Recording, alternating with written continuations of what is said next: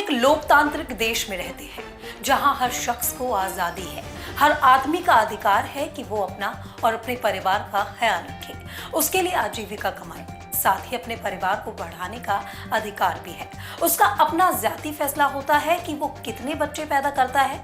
वहीं देश में कुछ राज्य सरकारों ने टू चाइल्ड पॉलिसी को लेकर कुछ नियम बना रखे हैं, जहां 2 से ज्यादा बच्चे पैदा करने पर सरकारी सुविधाओं में कुछ कटौती की जाती है। साथ ही कुछ छोटे चुनाव लड़ने पर भी पाबंदी लगाई जाती है। इसके अलावा और भी कई तरीकों के प्रतिबंधों का सामना करना पड़ता है। नमस्कार, मैं आपके साथ सुष्मिता तिवारी और आप मेरे साथ देख रहे हैं इंडिया रिपोर्ट। अभी हाल ही में असम ने इस मामले पर कड़ा रुख अपनाते हुए असम सरकार ने फैसला किया है कि 1 जनवरी 2021 के बाद से अधिक बच्चे वाले व्यक्तियों को कोई सरकारी नौकरी नहीं दी जाएगी। वहीं उत्तर प्रदेश भी इसी राह पर आगे बढ़ता दिखाई दे रहा है। यूपी में भी टू चाइल्ड पॉलिसी के लिए मसौदा तैयार किया जा रहा है। यूपी राज्य कानून आयोग के चेयरमैन ने राज्य की बढ़ती आबादी पर चिंता व्यक्त करते हुए कहा है कि राज्य विधि आयोग की ओर से कानून का मसौदा बनाना शुरू कर दिया गया है। देश में जिस रफ्तार से आबादी बढ़ रही है, उसको देखते हुए ये लगता है कि अगले 25 से 30 सालों में हालात कितने खतरनाक होंगे, इसका महज अंदाजा ही लगाया जा सकता है। रहने के लिए मकान, खाने के लिए खाना और रोजगार की समस्या सबसे बड़ी समस्या उभरेगी।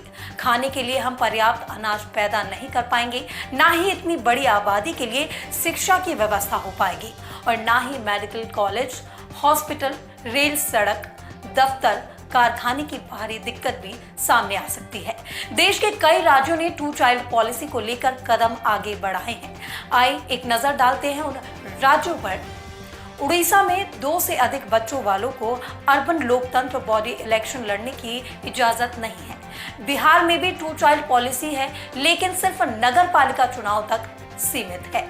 उत्तराखंड में टू चाइल्ड पॉलिसी है, लेकिन यहाँ भी सिर्फ नगर पालिका चुनाव तक सीमित है। मध्य प्रदेश में 2001 में ही टू चाइल्ड पॉलिसी के तहत सरकारी नौकरियों और स्थानीय चुनाव लड़ने पर रोक लगा दी गई थी। राजस्थान में सरकारी नौकरियों के मामले में जिन उम्मीदवारों को 2 से अधिक बच्चे होंगे, वो नियुक्ति के पात्र नहीं होंगे। गुजरात में साल 2005 में सरकार द्वारा गुजरात स्थानीय प्राधिकरण अधिनियम में संशोधन किया गया था, जिसके अनुसार स्थानीय स्वशासन पंचायतों, नगर पालिकाओं और नगर निगम के निकायों का चुनाव लड़ने के लिए 2 से अधिक बच्चों वाले किसी भी व्यक्ति को आयोग घोषित किया गया है। महाराष्ट्र में जिला परिषद और पंचायत समिति अधिनियम स्थानीय निगम चुनाव ग्राम पंचायत से लेकर नगर निगम तक लड़ने के लिए 2 से अधिक बच्चों वाले व्यक्ति को आयोग घोषित किया जाएगा। 1960 के वक्त में भारत में एक परिवार में औसतन 5 से 7 बच्चे होते थे। वहीं भारत में भी बढ़ती जनसंख्या पर नियंत्रण लाने के लिए प्रयास हुए और उस वक्त की इंदिरा गांधी सरकार ने जनसंख्या पर रोक लगाने के लिए काफी कोशिशें की। हम दो हमारे दो का नारा लंबे समय तक चला। भारत की जनता ने इसे नाकार दिया और सरकार भी इससे पीछे हट गई।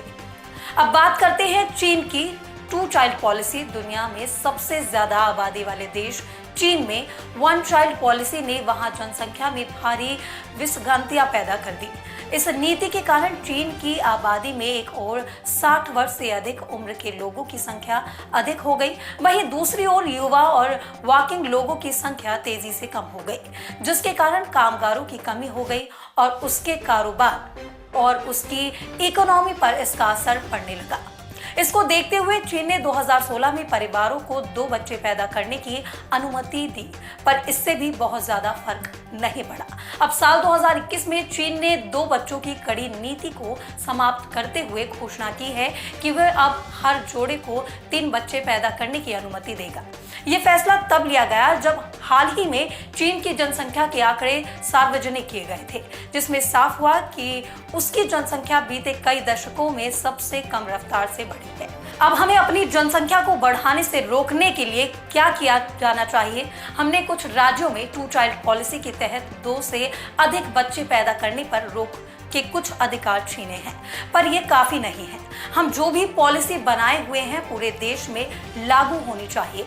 एक स्टडी के मुताबिक इस सदी के आखिर तक भारत की आबादी 1 अरब 10 करोड़ हो जाएगी और इसी सदी के आखिर तक चीन को पीछे छोड़ते हुए दुनिया की सबसे बड़ी आबादी वाला देश बन जाएगा। केंद्रीय स्वास्थ्य मंत्रालय द्वारा जारी की गई एक रिपोर्ट का दावा है कि भारत में साल 2050 तक बुजुर्गों की संख्या 31 करोड़ से अधिक हो जाएगी। देश में बुजुर्गों की संख्या बढ़ोतरी की रफ्तार काफी तेज हो रही है। अभी के मुकाबले 2050 में ये संख्या करीब 3 गुना होगी। अब अगर हम चाइना की तर्ज पर जाते हैं तो आगे चलकर हमें भी इसी तरह की दिक्कतों का सामना करना पड़ेगा।